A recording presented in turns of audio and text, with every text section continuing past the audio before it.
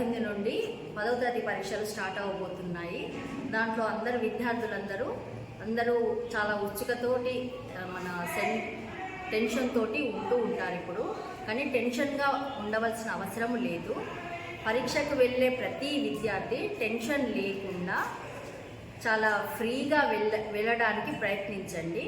ఎగ్జామ్కి వెళ్ళిన తర్వాత ఎగ్జామ్ హాల్లో ఇన్విజిలేటర్ చెప్పే ఇన్స్ట్రక్షన్స్ని చక్కగా పాటించి ముందుగా ఉండే ఓఎంఆర్ షీట్ని ఫిలప్ చేయాల్సి ఉంటుంది. ఇక్కడ మీ పేరు ఉంటుంది, కింద మీ హాల్ టికెట్ నెంబర్ ఉంటుంది. మీరు ఎవరు స్టూడెంట్ ఉంటారో ఆ స్టూడెంట్కి సంబంధించిన ఓఎంఆర్ షీటే మీకు ఇస్తారా ఇన్విజిలేటర్. మీరు ఒక్కసారి వెరిఫై చేసుకోవాల్సి ఉంటుంది. అది మా పేరేనా, మా ఓఎంఆర్ షీటేనా, మా హాల్ టికెట్ నెంబరేనా అని చూసుకోండి. నెక్స్ట్ ఏముంటుందంటే సబ్జెక్ట్ ఉంటుంది. సబ్జెక్ట్కి పైన ఏముంటుంది, మీరు ఏ ఎగ్జామ్ అయితే రాస్తున్నారో, ఏ సబ్జెక్ట్ రాస్తున్నారో ఆ సబ్జెక్ట్కి సంబంధించిన పేపర్ కోడ్ ఉంటుంది. ఇక్కడ డేట్ ఆఫ్ ఉంటుంది. మీరు ఏ రోజు ఎగ్జామ్ రాస్తారో ఆ డేట్ ఇక్కడ ఉంటుంది అన్నట్టు. నెక్స్ట్ తర్వాత మీరు మీ సెంటర్ కోడ్ ఉంటుంది. మీరు ఏ స్కూల్లో పడ్డారు అనే సెంటర్ కూడా ఉంటుంది ఇక్కడ. నెక్స్ట్ పైన main answer book serial number అని చెప్పి పైన ఉంటుంది. ఇందులో 3 బాక్సెస్ ఉన్నాయి. ఆ 3 బాక్సెస్లో మీకు మెయిన్ ఆన్సర్ షీట్ ఇచ్చినప్పుడు అందులో 3 డిజిట్స్ తోటి ఒక నెంబర్ ఉంటుంది. ఆ 3 డిజిట్స్ తోటి ఉన్న నెంబర్ ఇక్కడ ఉన్న ఈ 3 బాక్సుల్లో మీరు వేయాల్సి ఉంటుంది. ఓకేనా. తర్వాత మీకు వచ్చిన ఇన్విజిలేటర్ అనే అతను ఇక్కడ సైన్ చేస్తారు, కంపల్సరీ చేస్తారు. ఎప్పుడు చేస్తారంటే మీరు ఇవన్నీ ఫిలప్ చేసిన తర్వాత మీరు కరెక్ట్గా ఫిల్ చేశారా లేదా అన్నది చూడడానికి వచ్చి ఇవన్నీ నింపిన తర్వాత ఆయన వచ్చి సైన్ చేస్తారు ఇన్విజిలేటర్. తర్వాత కింద full signature of the student అనేది ఇక్కడ కింద ఉంటుంది. ఇన్విజిలేటర్ సైన్ తర్వాత కింద full signature of the student అనే దగ్గర మీరు సైన్ చేయాల్సి ఉంటుంది. ఈ సైన్ అనేది మీరు మీ పాఠశాలలో చేసిన సిగ్నేచర్, అంటే మీ స్కూల్ నుండి నామినల్ రూల్స్ పంపించినప్పుడు ఎలాంటి సైన్ మీరు చేశారో, ఏ రకంగా చేశారో ఆ సైన్ మీరు ఇక్కడ చేయాల్సి ఉంటుంది. అంటే ఒక మాటగా చెప్పాలంటే మీ హాల్ టికెట్లో ఉన్న సైను ఇక్కడ సైను మ్యాచ్ అవ్వాల్సి ఉంటుంది. ఓకేనా. నెక్స్ట్ తర్వాత main answer book serial number అనేది ఇక్కడ పార్ట్ 2 కింద మళ్ళీ ఇక్కడ కూడా ఉంటుంది. అంటే మీరు ఓఎంఆర్ షీట్లో మీ మెయిన్ ఆన్సర్ షీట్ నెంబర్ 2 ప్లేసెస్లో వేయాల్సి ఉంది. ఒకటి పైన, ఒకటి ఇక్కడ పార్ట్ 2లో వేయాల్సి ఉంది. తర్వాత దాని కింద నెంబర్ ఆఫ్ అడిషనల్ బుక్స్ అనేది ఉంటుంది.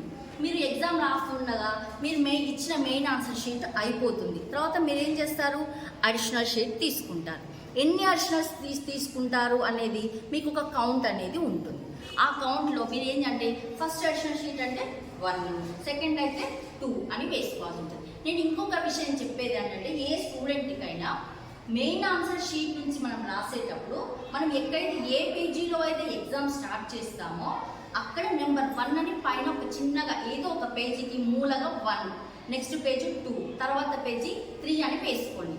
తర్వాత మీరు అడిషనల్ షీట్ తీసుకున్నప్పుడు ఏమవుతుంది, 4 అవుతుంది. ఇందులో 4 అయిపోతే అడిషనల్ షీట్లో 5 అవుతుంది. 5, 6, 7, 8 అట్లా మీరు తీసుకుంటూ వచ్చినాక, అంటే ఇది ఎందుకు వేయడం అని అంటే లాస్ట్ మీరు పేపర్ టైప్ చేసేటప్పుడు లాస్ట్ మూమెంట్లో ఏమవుతుందంటే హడావుడి ఉంటుంది. ఎట్లా మీకు టెన్షన్ అవుతూ ఉంటుంది, టైం అవుతూ ఉంటుంది, టెన్షన్ అవుతూ ఉంటుంది. కాబట్టి అప్పుడు మీరు దారం కట్టడానికి ఈజీగా ఉంటుంది, మీకు టెన్షన్ అనేది ఉండదు. అది మీరు ఇట్లా చూసుకుంటూ ఉన్నప్పుడు అదే దీని తర్వాత నెంబర్ ఏది, పేపర్ ఎక్కడ ఉందని చెప్పి మీరు అక్కడక్కడే పేపర్స్ వెతుక్కుంటూ ఉంటారు. సో పిల్లలందరినీ జాగ్రత్తగా గమనించగలరు. తర్వాత మీరు తీసుకునే ఒక 4 అడిషనల్ షీట్స్ తీసుకున్నారు అనుకుందాం. ఇక్కడ number of additional books attached అని ఉన్నది. అంటే అప్పుడు ఇక్కడ ఏం చేయాలంటే 4 తీసుకుంటే 2 బాక్సెస్ ఉన్నాయి. ఇక్కడ 2 ఏ సెంటర్లో అయినా కానీ మాస్ కాపీయింగ్కి మీరు ఎవరు ప్రోత్సహించినా కానీ మీరు అలవాటు పడకండి, దాన్ని ప్రోత్సహించకండి. ఫస్ట్ మీరు ఖండించండి దాన్ని. ఎందుకంటే మాస్ కాపీయింగ్ అనేది అది మన జీవితంలో ఎప్పటికైనా మనం నష్టపోయే వ్యవహారమే ఉంటుంది.